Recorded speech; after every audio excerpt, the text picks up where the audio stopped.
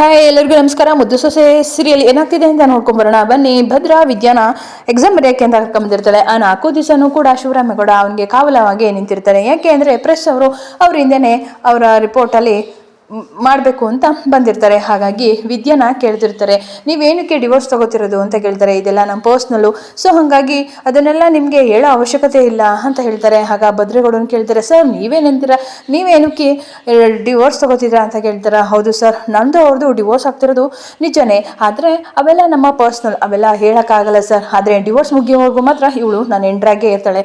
ಅವಳ ಕಾವಲು ಕಾಯೋದು ನನ್ನ ಒಂದು ಹಕ್ಕಾಗಿದೆ. ಹಾಗಾಗಿ ಅವಳನ್ನ ಮಗು ಥರ ಕರ್ಕೊಂಡು ಹೋಗುವಂತಹ ಜವಾಬ್ದಾರಿ ಪೂರ್ತಿ ನಂದು. ಹಾಗೆ ನಮ್ಮ ತಂದೆ ಹೇಳಿದ್ರು ಅಂತ ಕೂಡ ನಾನು ಈ ಕೆಲಸನ ಪೂರ್ತಿಯಾಗಿ ಮಾಡ್ತಾ ಇದ್ದೀನಿ ಅಂತ ಹೇಳ್ತಾರೆ. ಆಗ ಅಮ್ಮಮ್ಮ ಇದ್ದರು ನೋಡ್ದ, ಈ ಟಿವಿ ಅವರು ಗಂಡ ಹೆಂಡತಿ ಸಂಬಂಧಕ್ಕೆ ಕಹಿ ಹಿಂಡಬೇಕು ಅಂತಲೇ ನೋಡ್ತಿದ್ದಾರೆ. ಮೋಹನ ಏನೀಗ ಏನು ಹೇಳ್ತಾಳೆ ಅಂತ ಕೇಳ್ತಾಳೆ. ಆಗ ವಿದ್ಯಾ ಇದ್ದಿದ್ದು, ನೋಡಿ ಸರ್, ಬೇಕಾದ್ರೆ ನನ್ನ ಸ್ಟಡೀಸ್ ಬಗ್ಗೆ ಏನು ಬೇಕಿದ್ರು ಕೇಳಿ, ನಾನು ಅದಕ್ಕೆ ಆನ್ಸರ್ ನೀಡ್ತೀನಿ. ಅದು ಬಿಟ್ಟು ನಮ್ಮ ಒಂದು ಫ್ಯಾಮಿಲಿ ವಿಷಯಕ್ಕೆ ನೀವು ಬರೋ ಅವಶ್ಯಕತೆ ಇಲ್ಲ. ನಾವು ಏನಕ್ಕಾದರೂ ಸರಿ ದೂರ ಆಗಿರ್ಬೋದು, ಡಿವೋರ್ಸ್ ತಗೋತಿರ್ಬೋದು, ಅದಕ್ಕೂ ನಿಮಗೂ ಸಂಬಂಧ ಇಲ್ಲ ಅಂತ ಹೇಳ್ತಾರೆ. ಆಯಿತು ಮೇಡಮ್, ಓಕೆ. ಎಕ್ಸಾಮ್ ಹೇಗೆ ಮಾಡಿದ್ರಿ ಅಂತ ಕೇಳ್ತಾರೆ. ತುಂಬ ಚೆನ್ನಾಗಿ ಮಾಡಿದ್ದೇನೆ ಎಕ್ಸಾಮ, ಅದಕ್ಕೆ ನಮ್ಮ ಇಡೀ ಕುಟುಂಬ ನನ್ನ ಬೆಂಬಲವಾಗಿ ನಿಂತಿರ್ಬೇಕಾದ್ರೆ ನಾನು ಎಕ್ಸಾಮ್ ಚೆನ್ನಾಗಿ ಬಂದಿರಲಿ ಅಂದರೆ ಏನು ಚೆನ್ನಾಗಿರುತ್ತೆ ಹೇಳಿ, ಹಾಗಾಗಿ ನಾನು ತುಂಬ ಚೆನ್ನಾಗೇ ಬರೆದಿದ್ದೀನಿ ಅಂತ ಹೇಳ್ತಾರೆ. ಆಗ ಅಮ್ಮಮ್ಮ, ಗೊತ್ತಾಯ್ತಾ ನೀವೆಲ್ಲರೂ ಕೂಡ ಇಲ್ಲಿಂದ ಹೊರಡ್ಬೋದು ಅಂತ ಹೇಳ್ತಾರೆ. ಆಗ ಶಿವರಾಮೇಗೌಡರಿಗೆ ತುಂಬ ಥ್ಯಾಂಕ್ ಯು ಅಂತ ಹೇಳ್ಬಿಟ್ಟು ಅಲ್ಲಿಂದ ಹೊರಡ್ತಾರೆ. ಎಲ್ಲರೂ ಕೂಡ ಹೊರಡ್ತಾರೆ. ಮನೆಗೆ ಬಂದಾಗ ಶಿವರಾಮೇಗೌಡ ಕೇಳ್ತಾರೆ, ಏನಮ್ಮ ವಿದ್ಯಾ ಎಕ್ಸಾಮ್ ಮುಗೀತಾ ಅಂತ ಹೇಳ್ತಾರೆ. ಹ್ಞೂ ಮಾವ, ಎಕ್ಸಾಮ್ ಹೋಯಿತು, ಆದರೆ ರಾಂಪುರದಲ್ಲಿರೋ ಬೆಟ್ಟದ ಮಧ್ಯದಲ್ಲಿ ನಮಗೆ ಕ್ಯಾಂಪಸ್ ಹಾಕಿದ್ದಾರೆ, ಅಲ್ಲಿಗೆ ಹೋಗ್ಬೇಕು ಅಂತ ಹೇಳ್ತಾರೆ. ಹೌದಾ, ಅಷ್ಟು ದೂರ ಹೋಗ್ಬೇಕಾ, ನಾನು ಹೆಂಗೆ ಬರಲಿ ಅಂತ ಕೇಳ್ತಾರೆ. ಅಮ್ಮಮ್ಮ, ನೀನು ಬರಬೇಡ ಕಣೋ, ನಾನು ಭದ್ರಾ ಇಬ್ಬರು ಕೂಡ ಕರ್ಕೊಂಡು ಹೋಗ್ತೀವಿ ಅಂತ ಹೇಳ್ತಾರೆ. ಆಗ ಭದ್ರಾ, ಹೋಗಮ್ಮಮ್ಮ, ನನಗೆ ಕೆಲಸ ಇದೆ, ಬರಲ್ಲ ಅಂತ ಕೇಳ್ತಾರೆ. ಓಯ್, ಅದು ಹೆಂಗ್ಲ ಬರೋಕ್ಕಲ್ಲ ಅಂತ ಹೇಳ್ತೀಯಾ, ಮೀಡಿಯಾ ಮುಂದೆ ನಾನೇ ಎಲ್ಲ ಜವಾಬ್ದಾರಿ ತೊಗೊಂಡಿದ್ದೀನಿ ಅಂತ ಹೇಳ್ತೀಯಾ ಅಂತ ಹೇಳ್ತಾರೆ. ಆಗ ಶಿವರಾಮ, ನೀನೇ ಅಂದರೂ ಹೇಳಪ್ಪ ಅಂತ ಹೇಳ್ತಾರೆ.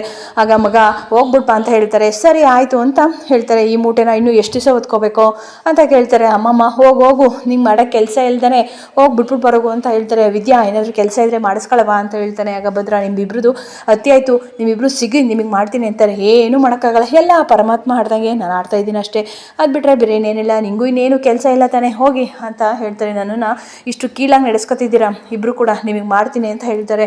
ಆಗ ವಿದ್ಯಂಗೂ ಬೈತಾನೆ. ಅಮ್ಮಮ್ಮ ನೋಡಿ ಹೆಂಗೆ ಬೈತಾ ಇದ್ದಾರೆ, ನೀವು ಇರಬೇಕಾರ್ಲೆ ಅಂತ ಹೇಳ್ತಾರೆ. ಯಾಕ್ಲಾ, ಮೀಡಿಯಾದವ್ರು ಇಲ್ಲೇ ಇದ್ದಾರೆ, ಕರಿಯೋಣ ಅಂತ ಕೇಳ್ತಾರೆ. ಸರಿ ಆಯಿತು ಬಿಡು, ನನಗೂ ಟೈಮ್ ಬರುತ್ತೆ, ಅವಾಗ ತೋರಿಸ್ತೀನಿ ನಿಮಗೇನು ಅಂತ ಹೇಳ್ಬಿಟ್ಟು ವಿದ್ಯಾನ ಕರ್ಕೊಂಡು ಬರ್ತಾರೆ. ಅದೇ ಟೈಮ್ಗೆ ಈಶ್ವರಿನೂ ಕೂಡ ನೋಡ್ತಿದ್ರು ಕೂಡ ಅಮ್ಮಮ್ಮ ಒಂದು ಮಾತು ಕೂಡ ಮಾತಾಡ್ತಾರೆ. ಹಾಗೆ ಮುಖ ತಿರ್ಸ್ಕೊಂಡು ಹೋಗೇ ಬಿಡ್ತಾಳೆ. ಆಗ ಚಿತ್ರ, ಏನವ ಇದು, ಇವರು ಇಷ್ಟೊಂದು ಬೆಂಬಲ ನೀಡ್ತಿದ್ದಾರೆ ವಿದ್ಯಂಗೆ, ಇದೇ ರೀತಿ ಒಬ್ಬೊಬ್ಬರು ಮನಸ್ಸನ್ನು ಗೆಲ್ತಾ ಹೋದರೆ ನಿಜವಾಗ್ಲೂ ಆ 3 ಅಡಿಗೆ ಮನೇಲಿ ಫುಲ್ ಜಾಗ ಸಿಕ್ಬಿಡುತ್ತೆ, ಅವಳು ಹೇಳ್ದಂಗೆ ಆಗುತ್ತೆ ಅಂತ ಹೇಳ್ತಾರೆ. ಇರಲಿ ಅವಳು ಟೈಮ್ ಐತೆ, ಈಗ ನಡೀಲಿ, ನಾವು ಮುಂದೆ ನೋಡ್ಕೊಳ್ಳೋಣ ಅಂತ ಹೇಳ್ತಾರೆ. ಅದೇ ಟೈಮ್ಗೆ ವಿದ್ಯಾ ಸ್ವಲ್ಪ ಅಲ್ಲಿ ಸರುನ ಕರೀತಾರೆ ಅಂತ ಹೇಳ್ತಾರೆ. ಏನೋ ನಾನೇ ನಿಮ್ಮ ಮನೆ ಹಾಳು ಅಂದ್ಕೊಂಡ್ಬಿಟ್ಟಿದ್ಯಾ, ನೀನು ಹೇಳ್ದಾಗೆಲ್ಲ ಕೇಳೋಕ್ಕೆ ನಾನು ನೋಡ್ತಾನೆ ಉಣ್ಣಿ, ನನ್ನ ಹತ್ರ ಹಣ್ಣು ಬಿಡಿಸ್ಕೊಳ್ಳೋದೇನು ಕೇಳ್ತೀಯಾ, ಉಗ್ಯೋದೇನು ಕೇಳ್ತೀಯಾ, ಏನು ಕ್ವಾಟ್ಲೆ ಕೊಡ್ತಿದ್ಯಾ ನೀನು ಅಂತ ಹೇಳ್ಬಿಟ್ಟು ಬೈದ್ಬಿಟ್ಟು ಹೊರಟೋಗ್ತಾನೆ. ಇನ್ನು ಯಾವ ಕೆಲಸನೂ ಮಾಡಲ್ಲ ನಾನು ಅಂತ ಹೇಳಿ ಅದೇ ಟೈಮ್ಗೆ ಸರು ಬರ್ತಾರೆ. ಯಾಕಕ್ಕ ಇಷ್ಟೊಂದು ಕೋಪ, ಬೇಜಾರು ಮಾಡ್ಕೋತಿದ್ಯಾ, ಬಾವನ ಕೋಪ ನಿನಗೆ ಗೊತ್ತಿಲ್ವಾ, ಬಿಡು ಅಂತ ಹೇಳ್ತಾರೆ. ಏನು ನೀನು ಬಾವನ ಪರವಾಗಿ ಮಾತಾಡೋಕೆ ಬಂದಿದ್ಯಾ, ಹೋಗು, ಮೊದಲು ನಾನು ನೀರು ಕುಡಿಬೇಕು, ಹೋಗಿ ನೀರು ತವರೆಗು. ಅಯ್ಯೋ, ಏನೋ ಇರೋದನ್ನೇ ಹೇಳಿದ್ನಪ್ಪ, ಅದಕ್ಕೆ ಯಾಕೆ ಯಾವಾಗಲೂ ಒಳ್ಳೆ ಮೂಗಿಂತುದಲೇ ಸಿಟ್ಟು ಮಾಡ್ಕೊಂಡಿರ್ತೀಯಾ, ಹೌದು, ನಿನಗೆ ಎಲ್ಲ ಗೊತ್ತು ನಿಮ್ಮ ಬಾವನ ಬಗ್ಗೆ, ಹೋಗಿ ಸುಮ್ಮನೆ ನೀರು ತೊಗೊಂಬರೋಗೆ ತತ್ತಾರೋಗೆ ಅಂತ ಹೇಳಿ ಹದ್ಲಿಸ್ತಾಳೆ. ಯಾವಾಗಲೂ ಅಷ್ಟೇ ಇವಳು ಇದೇ ರೀತಿ ಕಯ್ಯ ಅಂತ ಇರ್ತಾಳೆ ಅಂತ ಹೇಳಿ ಇನ್ನೊಂದು ಕಡೆ ಶಿವರಾಮೇಗೌಡರು ಮನೇಲಿ ಎಲ್ಲರೂ ಕೂಡ ಮಾತಾಡ್ತಾ ಇರ್ತಾರೆ. ಅದೇ ಟೈಮ್ಗೆ ಪಾರ್ಟಿ ಮುಖಂಡರು ಕೂಡ ಕಾಲ್ ಮಾಡ್ತಾರೆ. ಆಗ ಶಿವರಾಮೇಗೌಡ್ರೆ, ನಮ್ಮ ಪಕ್ಷದ ಒಂದು ಮಾನ ಮರ್ಯಾದೆ ಹೋಗಿದ್ದಂತಹ ಅದನ್ನು ನೀವು ನಿಮ್ಮ ಸೊಸೆ ಇಬ್ಬರು ಕೂಡ ಸೇರಿ ತುಂಬಿದ್ರಿ ಅಂತ ಹೇಳ್ತಿದ್ದೀರಾ, ಏನು ಹೇಳ್ತಿದ್ದೀರಾ? ಹೌದು, ನೀವು ಕೊಟ್ಟಂತಹ ಒಂದು ಆ್ಯಡ್ನ ನೋಡಿದ್ವಿ, ಟಿ ವಿಯಲ್ಲಿ ನಿಮ್ಮ ಮಾತುಗಳನ್ನ ನೋಡಿದ್ವಿ, ಅವ್ರನ್ನ ಎಷ್ಟು ಕೇರ್ ಮಾಡಿದ್ರಿ ನೋಡಿದ್ರಿ, ಅವರ ಮಾತುಗಳಾಗಲಿ ಪ್ರತಿಯೊಂದು ಕೂಡ ನಮ್ಮ ಪಾರ್ಟಿ ಒಂದು ಬೆಳೆಯೋದಕ್ಕೆ ನಮಗೆ ಸಹಾಯ ಮಾಡ್ತಿದೆ ಅಂತ ಹೇಳ್ತಾರೆ. ಅದೆಲ್ಲ ನಿಮ್ಮಂಥವ್ರ ಕಾಲ್ಗುಣ ಸರ್, ಇಲ್ಲ ನಿಮ್ಮಂಥರ ಮನಸ್ಫೂರ್ತಿಯಾಗಿ ಜನಸೇವೆ ಮಾಡ್ತಿರಲ್ಲ, ಅದಕ್ಕೆ ಅನುಕೂಲವಾಗಿ ನಮಗೆ ಸಹಾಯ ಆಗ್ತಿದೆ ಅಷ್ಟೇ ಅಂತ ಹೇಳ್ತಾರೆ.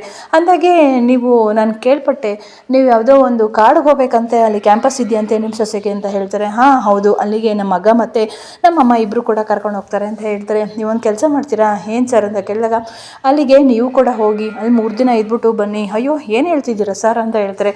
ಹೌದು, ನೀವು ಅಲ್ಲಿಗೆ ಹೋಗಿ ಅಲ್ಲಿ ಗೆ ಹೋಗಿ ಉದ್ಘಾಟನೆ ಮಾಡೋ ರೀತಿ ಹೋಗಿ ಒಂದು 3 ದಿನ ಕಾಲ ಕಳೆದಂಗೂ ಆಗುತ್ತೆ ಅಂತ ಹೇಳ್ತಾರೆ. ಅಯ್ಯೋ ಅದು ನಮ್ಮ ವ್ಯಾಪ್ತಿಗೆ ಬರಲ್ವಲ್ಲ ಸರ್, ಅಲ್ಲಿ MLA ನನಗೆ ತುಂಬ ಚೆನ್ನಾಗೇ ಗೊತ್ತು, ಎಲ್ಲ ಹೇಳಿ ನಾನು ಅರೇಂಜ್ ಮಾಡ್ತೀನಿ, ನೀವು ಉಳ್ಕೊಳ್ಳೋದಕ್ಕೆ ಪ್ರತಿಯೊಂದು ವ್ಯವಸ್ಥೆ ಮಾಡ್ತೀನಿ, ಹಾಗಾಗಿ ನೀವು ಅಲ್ಲಿಗೆ ಹೋಗ್ಬಿಟ್ಟು ಬನ್ನಿ ಅಂತ ಹೇಳ್ತಾರೆ. ಆಗ ವಿನಂತಿ ಇದ್ದಳು, ಅಮ್ಮ ನಾವು ಕೂಡ ಹೋಗೋಣ ಅಂತ ಕೇಳಿದಾಗ ವಿನಂತಿ ಕೂಡ, ಅಣ್ಣ ನಾವು ಕೂಡ ಅಲ್ಲಿಗೆ ಬರ್ತೀವಿ ಅಣ್ಣ, ಇಲ್ಲಿ ಇದ್ದಿದ್ದು ಬೋರ್ ಆಗಿದೆ, ಇರೋ ಮುಖಗಳನ್ನೇ ನೋಡಿ ಬೇಜಾರಾಗಿದೆ, ನಿಮ್ಮ 3 ದಿವಸ ನಿಮ್ಮ ಜೊತೆ ಕಳ್ದಂಗೆ ಆಗುತ್ತೆ ಅಂತ ಹೇಳ್ತಾರೆ. ಆಗ ಮೋಹನನು ಕೂಡ ಹೌದು ಕಣ್ರಿ, ಹೆಂಗಸರುಗಳ ಅರ್ಥ ಮಾಡ್ಕೊಳ್ಳಿ ಸ್ವಲ್ಪ ಆಯ್ತಾ, ಅವ್ರಿಗೂ ಕೂಡ ಬೇರೆ ಪ್ರಪಂಚ ಅನ್ನೋದು ಇರಲ್ಲ ಅಂದಾಗ ಅಮ್ಮಮ್ಮನು ಕೂಡ ಆಯಿತು ಕಣ್ಲಾ, ಇನ್ನೇನು ಇವರಿದ್ದು ಇನ್ನೇನು ಮಾಡ್ತಾರೆ, 3 ದಿನ ಎಲ್ಲರೂ ಕೂಡ ಹೋಗಿ ಬಂದರಾಗುತ್ತೆ ಬಿಡು ಅಂತ ಹೇಳ್ತಾರೆ. ಆಗ ಗೋವಿಂದಂಗೆ ಹೇಳಿ ಎಲ್ಲರೂ ಕೂಡ ಹೋಗೋ ವ್ಯವಸ್ಥೆನ ಮಾಡಿಬಿಡು ಗೋವಿಂದ, ಹುಷಾರಾಗಿ ಹೋಗ್ಬಿಟ್ಟು ಬರೋಣ ಅಂತ ಹೇಳ್ತಾರೆ. ಆಗ ವಿನಂತಿ ಫುಲ್ ಖುಷಿಯಾಗಿ ಡ್ಯಾನ್ಸ್ ಮಾಡ್ತಾ ಇರ್ತಾಳೆ, ಮಾವ ಒಪ್ಕೊಂಡ್ರು, ದೊಡ್ಡಪ್ಪ ಒಪ್ಕೊಂಡ್ರು ಅಂತ ಹೇಳ್ಬಿಟ್ಟು. ಆಗ ಅಮ್ಮಮ್ಮ, ಹೇ ಯಾಕೆ ಹಿಂಗೆ ಕುಣಿತಾ ಇದೆಯಾ, ಸ್ವಲ್ಪ ನಿಧಾನ ಆಯಿತಾ, ನಿನ್ನ ಆಟನ ಅಲ್ಲೆಲ್ಲ ತೋರ್ಸೋಕ್ಕೆ ಬರಬೇಡ,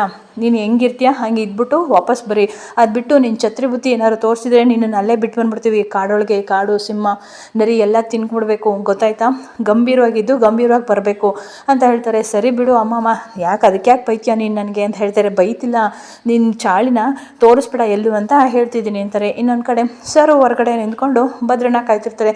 ಭಾವ ಅಂತ ಹೇಳ್ತಾರೆ. ಏನು ಭಾವ ಅನ್ನೋದು ಕರೆಯೋದು ಫಸ್ಟ್ ನಿಲ್ಸು, ನಾನು ಯಾಕೆ ಕರೀಲಿ, ಸ್ವಲ್ಪ ಅಂಗಡಿಗೆ ಹೋಗ್ಬೇಕಿತ್ತು. ಏನು ಅಂಗಡಿಗ, ಏನು ಅಕ್ಕ ತಂಗಿ ನಾನೇನು ಸರ್ವೆಂಟ್ ಅಂತ ಅನ್ಕೊಂಬಿಟ್ಟಿದ್ದೆ, ಕೇಳಿದ ತಕ್ಷಣ ಎಲ್ಲ ತಗೋ ಕರ್ಕೊಂಡೋಕೆ, ಅದು ಹಂಗಲ್ಲ ಭಾವ, ನೋಡು ಭಾವ ಅಂತ ಕರಿಬೇಡ, ಇಲ್ಲ ನೀವು ನನ್ನನ್ನು ಏನೇ ಅಂದರು ಏನೇ ಬೈದರು ನಾನು ಅದನ್ನೇ ಕರಿತೀನಿ, ನಾನು ಕಷ್ಟದಲ್ಲಿದ್ದಾಗ ಬಂದು ಯಾಕೆ ಸೇವ್ ಮಾಡಿದ್ರಿ, ನನ್ನ ಆಜ್ಞೆ ಅಂತ ಅಷ್ಟು ಪ್ರೀತಿಯಿಂದ ಸೇವ್ ಮಾಡಿದ್ರಿ, ಬಿಡಿ ಆಯಿತು, ನಿಮಗೆ ಬೇಜಾರಾಗಿದ್ದರೆ ಅಷ್ಟು ಬೇಡ, ಏನೋ ಕತ್ತಲೆ ಅಂತ ನಿಮ್ಮನ್ನು ಕೇಳಿದೆ, ನಾನೇ ನಡ್ಕೊಂಡು ಹೋಗ್ಬಿಟ್ಟು ಬರ್ತೀನಿ, ನೀವು ನಮ್ಮ ಅಕ್ಕನ ಜೊತೆ ಇರಿ ಇಲ್ದರೆ ಇರಿ, ನೀವು ಯಾವತ್ತೂ ಕೂಡ ನೀವು ನನಗೆ ಭಾವನ ಸ್ಥಾನದಿಂದನೇ ನೋಡ್ತೀನಿ ನಿನ್ನ ಅಂತ ಹೇಳ್ತೀರಿ. ಸರಿ ಬಿಡಿ ನಾನೇ ಹೋಗಿ ಬರ್ತೀನಿ ಅಂತ ಹೋಗ್ಬೇಕಾರೆ, ಸರಿ ಆಯಿತು ನಿಂತ್ಕೊ ಹೋಗೋಣ ಕರ್ಕೊಂಡು ಹೋಗ್ತೀನಿ ಅಂತ ಹೇಳ್ಬಿಟ್ಟು ಕರ್ಕೊಂಡು ಹೋಗ್ತಾಳೆ. ಇನ್ನೊಂದು ಕಡೆ ಈಶ್ವರಿ ಅಲ್ಲಿ ಘಮ ಘಮ ಅಡುಗೆ ಮಾಡಿರ್ತಾಳೆ. ಸಾವಿತ್ರಿ ಬಂದು ಏನದಕ್ಕೆ ಒಳ್ಳೆ ಸಿಗಡಿ ಸಾರು ಮಾಡಿದೀಯಾ, ಅಲ್ಲಿದ್ದಾಗ ಇರೋದನ್ನೇ ತಿನ್ನಬೇಕಿತ್ತು, ಇಲ್ಲಿ ಬಂದು ವೆರೈಟಿ ಮಾಡ್ಕೊಂಡು ತಿಂತಿದ್ಯಾ ಅಂತ ಹೇಳ್ತಾರೆ. ವಿನಂತಿ, ಹೌದು ಕಣಮ್ಮ, ಅದಕ್ಕೆ ಬಂದಿರೋದೇವರು ಇಲ್ಲಿ ವೆರೈಟಿ ಊಟ ತಿನ್ನೋಕ್ಕೆ ಅಂತ ಹೇಳ್ತಾರೆ. ಸರಿ ಸಾಕು ಪೀಠಕ್ಕೆ ಹಾಕಿದ್ದು, ನೀವೇನಕ್ಕೆ ಬಂದಿದ್ದೀರಾ ಅಂತ ಹೇಳಿ.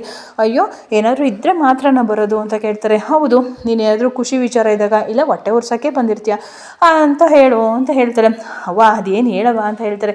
ಅದೇನಿಲ್ಲ, ನಾವು 3 ದಿವಸ ಎಲ್ಲರೂ ಕೂಡ ಆಚೆ ಹೋಗ್ತಿದ್ವಿ, ನೀವು ಹೆಂಗೆ ಬೇಕಂಗಿರಿ, ಏನು ಬೇಕಾದ್ರು ಮಾಡ್ಕೊತೀನಿ ಅಂತ ಎಂಜಾಯ್ ಮಾಡಿ ಅಂತ ಹೇಳ್ತೀವಿ. ಏನು 3 ದಿನ ಇರಲ್ವಾ, ಎಲ್ಲಿ ಹೋಗ್ತಿದ್ದೀರಾ ಅಂತ ಕೇಳ್ತಾರೆ.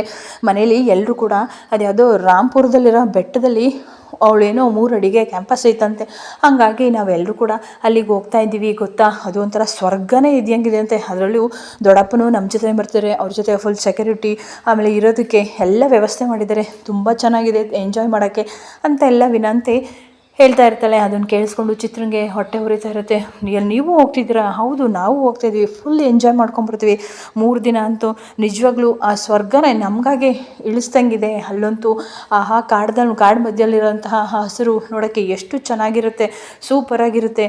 ನಾವಂತೂ 3 ದಿವಸ ಹೋಗ್ತಾಯಿದ್ದೀವಿ, ಅದನ್ನು ಹೇಳೋಕ್ಕೆ ಅಂತಲೇ ಬಂದು ನೀವು 3 ದಿವಸ ಆರಾಮಾಗಿ ಎಂಜಾಯ್ ಮಾಡಿಕೊಂಡು ಇರಿ ಆಯಿತಾ, ಅಮ್ಮ ಮಗಳು ಏನು ಬೇಕಾದ್ರು ಮಾಡಿಕೊಂಡು ತಿನ್ಕೊಂಡು ಮನೆ ಒಳಗೆಲ್ಲ ಓಡಾಡಿಕೊಂಡು ಇರಿ ಅಂತ ಹೇಳ್ತಾರೆ. ಆಗಿಬ್ಬರು ವಿನಂತಿ ಮತ್ತು ಸಾವಿತ್ರಿ